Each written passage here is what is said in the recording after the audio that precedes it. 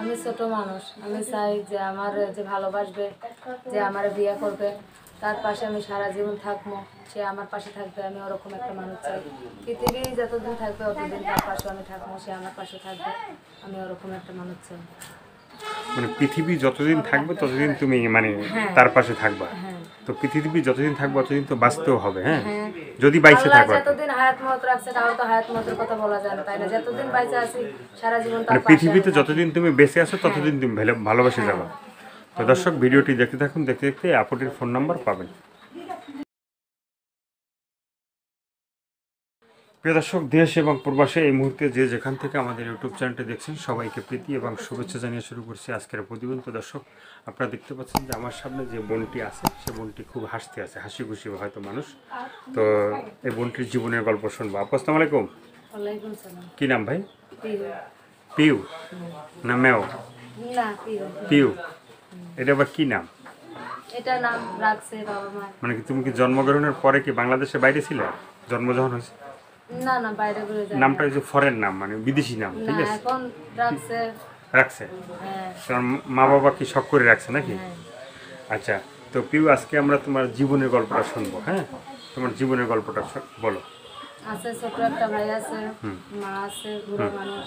বাবা ছোটবেলায় ফেলে রেখে একটা বিয়ে করে চলে গেছে। খোঁজ খবর নেয় না, এই জন্য প্রতিবেদনের সামনে দাঁড়াইছি। মানে খোঁজ খবর নেয় না? কে নেয় না? বাবাই নেয় না? হ্যাঁ, বাবাই লাই না। তো বাবার দেশে বাড়ি করে? বাবার দেশের বাড়ি বিক্রমপুর। বিক্রমপুর। তোমার তো তাহলে বাবার দেশেই তোমার দেশ।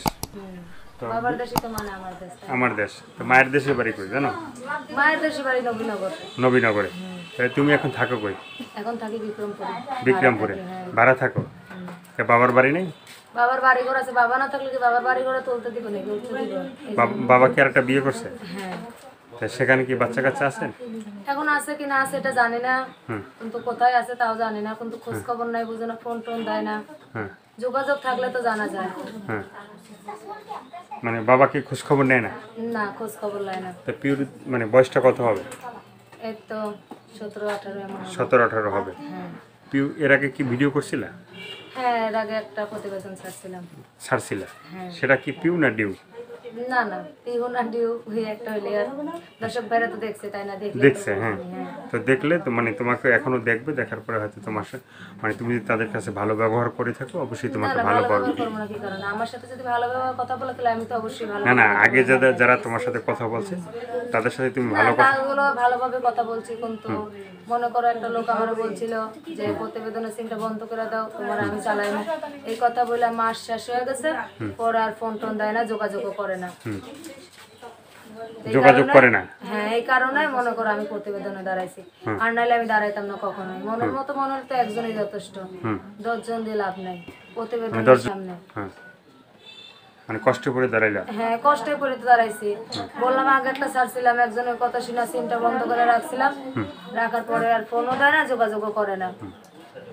তো এখন যদি তোমাকে কেউ যদি মানে বিয়ে করতে চায়, হ্যাঁ, তো তুমি কি ধরনের একটা ছেলে চাও? চাই যে ভালো একটা মনের মানুষ, যে আমার দেখাশোনা করবে, যে আমার দায়িত্ব নেবে, ওরকম মানুষ হলে আমি বিয়ে বলবো। ওরকম মানুষ হলে বিয়ে বসবে। আর কিছু মনের কথা আছে তোমার? আর মনের কথা নাই। আর দর্শক ভাইদের কাছে একটাই অনুরোধ, যে খারাপ উদ্দেশ্য নিয়ে যেন আমারটা ফোন না দেয়। খারাপ ভালো উদ্দেশ্য নিয়ে ফোন দিলে আমি কথা বলবো, আর খারাপ উদ্দেশ্য নিয়ে ফোন দিলে আমি কথা বলবো না। কথা বলবো না। তো দর্শক, আপুর কথাগুলো শুনলেন, ভালো লাগলে অবশ্যই তার পাশে থাকবেন। সাহায্য সহযোগিতা, প্রেম, ভালোবাসা, বিয়ে শাদী যে যেটা করবে সেটা আপনাদের একান্তই ব্যক্তিগত ব্যাপার। ভালো থাকেন, সুস্থ থাকেন, প্রতিদিন একটি হলে ভালো কাজ করেন, সেটা হয়তো আপনার জন্য না হয় দেশের জন্য। সবাইকে আল্লাহ হাফেজ, সবাই ভীষণ ভালো থাকবেন, 5 ওয়াক্ত নামাজ পড়বেন, দেশটাকে বেশি বেশি করে ভালোবাসবেন। আল্লাহ হাফেজ।